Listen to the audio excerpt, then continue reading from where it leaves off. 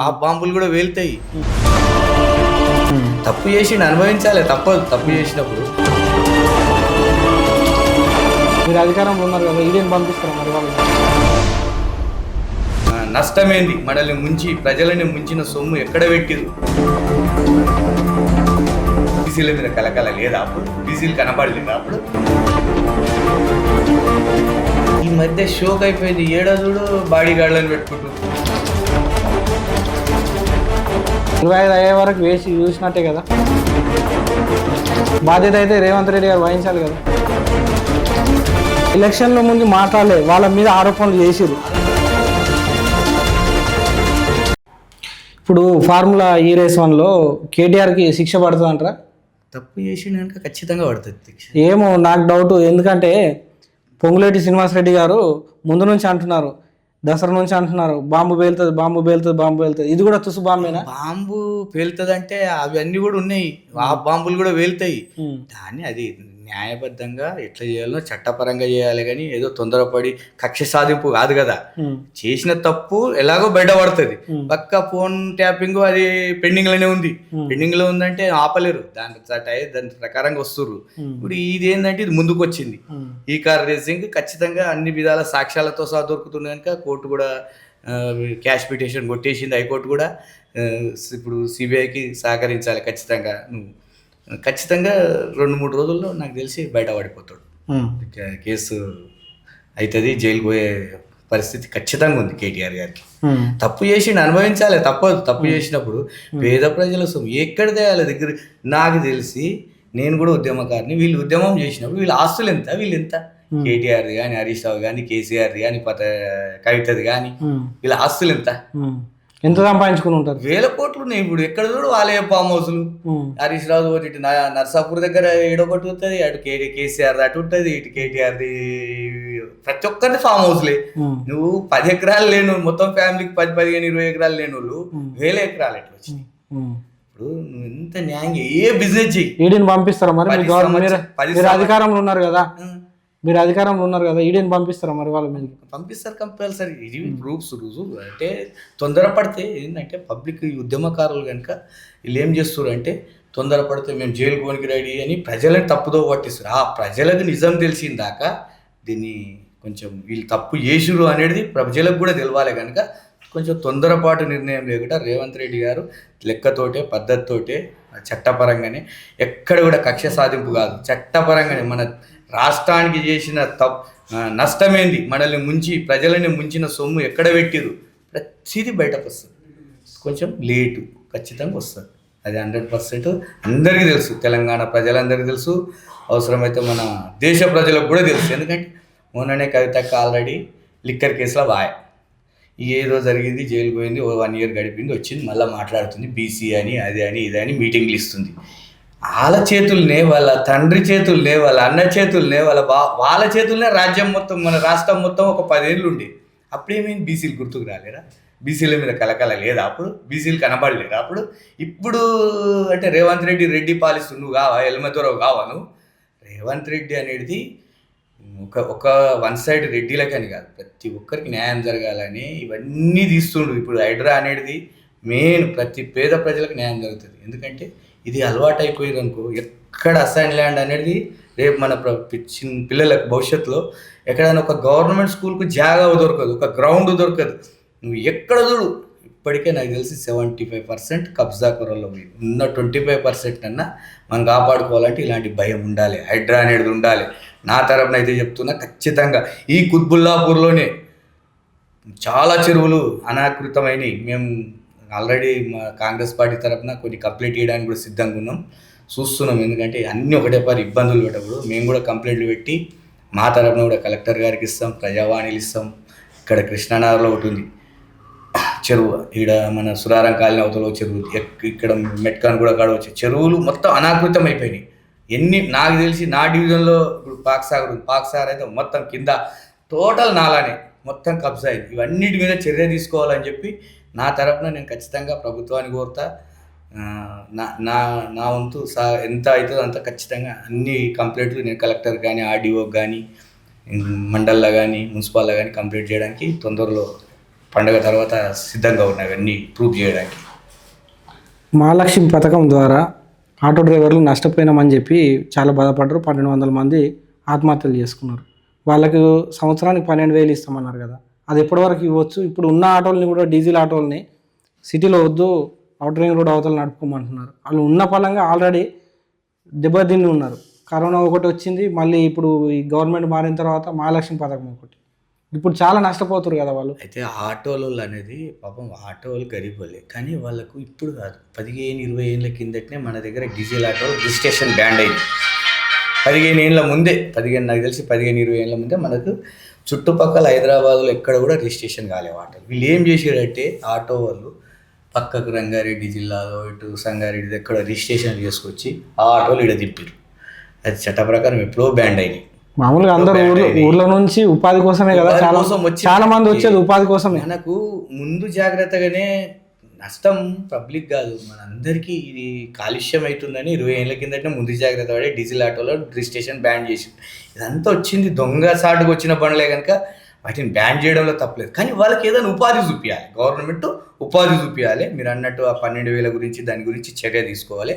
దాని గురించి ఏదైనా ఉంటే కేసీఆర్ ఆల్రెడీ రేవంత్ రెడ్డి గారు ఆలోచనలో ఉన్నారు. వాళ్ళు కూడా చాలా మంది పేదలు ఉన్నారు, డబుల్ బెడ్రూమ్ ఇల్లు లేని వాళ్ళు ఉన్నారు.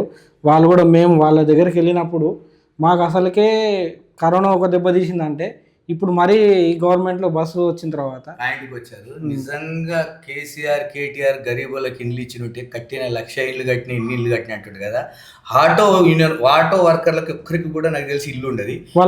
ఎంతమందికి ఇచ్చారు వాళ్ళకి టీఆర్ఎస్ ప్రభుత్వంలో ఇల్లు?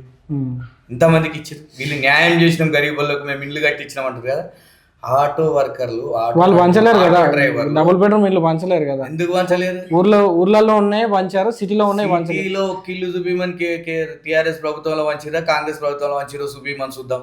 ఒక్క ఇల్లు కూడా ఎలక్షన్లో ఓడిపోయినాక కూడా వాళ్ళకు ఎక్కడ ఏం జరుగుతుందని చెప్పి ఈ ప్రభుత్వం చర్య తీసుకునే లోపే గోల్మాల్ చేసి పాడేసిరా.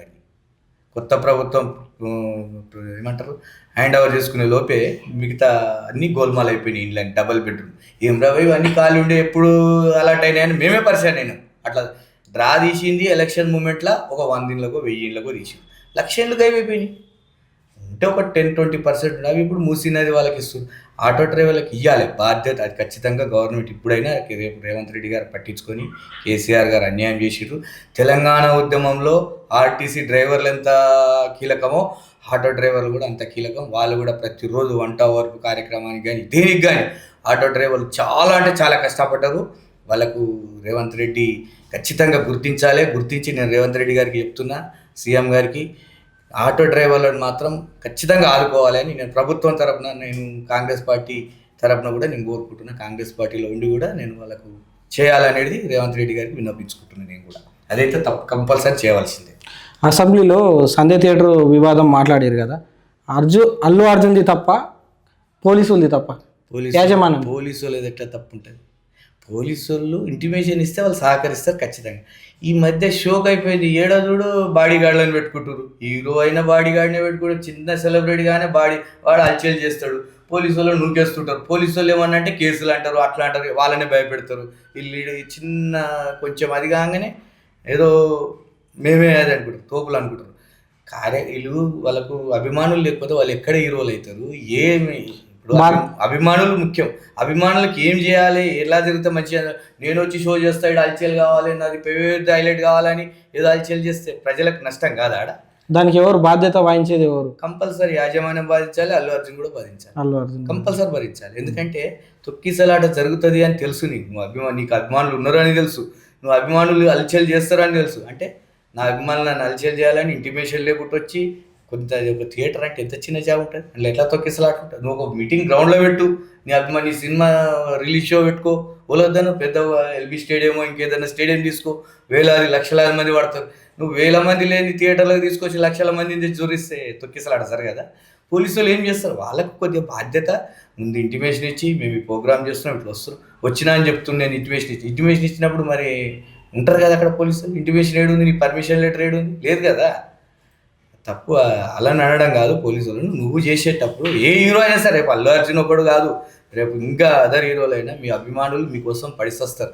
మీ అభిమానులను మీరు నష్టం చేసుకోకుండా అభిమానులను ఎంచుకునే విధంగా అహంకారంగా పోకుండా ప్రజలకు మీ అభిమానులకు ఏదైనా మేలు జరగాలంటే సరే మిమ్మల్ని చూడాలని అభిమానులకు కూడా ఉంటుంది కనుక మీరు ఏం చేయాలి, ఒక గ్రౌండ్లోనో ఒక ఫంక్షన్ హాల్లో లేకపోతే ఏదో ఒక స్టేడియంలోనో పెడితే తొక్కిసలాట జరగదు. మీ అభిమానులు మీకుంటారు, మీకు కూడా మంచి పేరు ఉంటుంది. అరే ఏదో వచ్చిండ్రా అన్న వచ్చిండు అన్న ఆలోచన ఉంటాయి. కానీ తప్పుడుగా ఏదో థియేటర్లో పోయి మేము షో చూస్తాం, మేము ఈయనే ఉంటామంటే తప్పది, ప్రాబ్లం అవుతుంది. చాలా మట్టుకు ఇంకా న్యాయం జరిగింది 1-2 ప్రాణ నష్టాలు, కానీ ఇంకా చాలా జరుగుతాయి అలాంటి. ఇప్పుడు మన రాష్ట్రంలో విద్యాశాఖ మంత్రి ఎవరండి? విద్యాశాఖ మంత్రి ప్రెసిడెంట్ రేవంత్ రెడ్డి గారు. గురుకుల పాఠశాలలో విద్యా వసతులు, ఫుడ్ కానీ వాళ్ళకి పాయిజన్ అయ్యి చాలామంది 25 మెంబర్స్ వరకు చనిపోయారు, మీరు కూడా చూశారు. మరి దీనికి ఎవరు బాధ్యత వహించాలి? అన్నీ ఇంతకుముందు కూడా చాలా జరిగినాయి. ఇప్పుడు మనం ఇప్పుడు అసెంబ్లీలో ఒక 2 గురించి మాట్లాడారు, అవి ప్రాణాలే ఇవి ప్రాణాలే.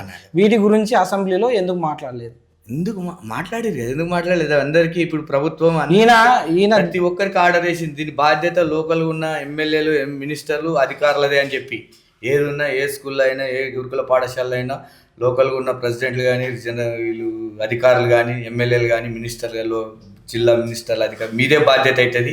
ఇంకొకసారి జరిగేదాకా ఎవరికి తెలియదు. జరిగింది కనుక దాన్ని సీరియస్ తీసుకుంటే ఇప్పుడు ఒక్కటి కాదండి, 25 అయ్యే వరకు వేసి చూసినట్టే కదా. కొంచెం అది మనం ఇంతకుముందే చెప్పినాం, మన ప్రభుత్వం మన హ్యాండ్ ఓవర్ తీసుకునే లోపు సంవత్సరం అయింది, అప్పటికి సంవత్సరం అయింది కదా. ధర్నాలు జరుగుతున్నాయి. ఇప్పుడు ప్రతిపక్షం వాళ్ళు వెళ్తున్నప్పుడు మనం వాళ్ళకంటే ముందే రియాక్ట్ అయిపోయి మనం ఒక దగ్గర జరిగిందంటే ఇంకో దగ్గర జరగకుండా వీళ్ళందరూ అధికారులు కానీ, ఎమ్మెల్యేలు కానీ, ఎమ్మెల్సీలు వీళ్ళందరూ పోయి సమీక్షలు చేస్తే మంచిగా ఉండేది కదా అని. కరెక్టే. బాధ్యత అయితే రేవంత్ రెడ్డి గారు వహించాలి కదా. వహించింది కనుక ఇప్పుడు అందరికి బాధ్యత ఇచ్చిండు. ఖచ్చితంగా ఇప్పుడు సీరియస్ ఉంటుంది. ఎవరు జిల్లాలో ఎవరు ఏ ఇన్ఛార్జ్ మంత్రులు, ఏ ఏరియాలో ఆఫీసర్స్ ఉన్నారో వాళ్ళు ఖచ్చితంగా చెక్ చేయవలసిందే. అవసరమైతే మా లాంటి వాళ్ళకి కూడా బాధ్యతనే, మేము కూడా చెక్ చేయాలి. చెక్ చేసి పిల్లలను వాళ్ళు ఈరోజు విద్యార్థులే ఈరోజు పౌరులు రేపటి దేశానికి మనకు ఉపయోగపడే నాయకులు కానీ, అధికారులు కానీ అన్నిటికీ పనికొచ్చే వాళ్ళని కాపాడుకునే బాధ్యత మనది. దేశ పౌరులుగా వాళ్ళు ముందుకు వెళ్ళాలంటే వాళ్ళకి ఇలాంటి జరగకూడదు.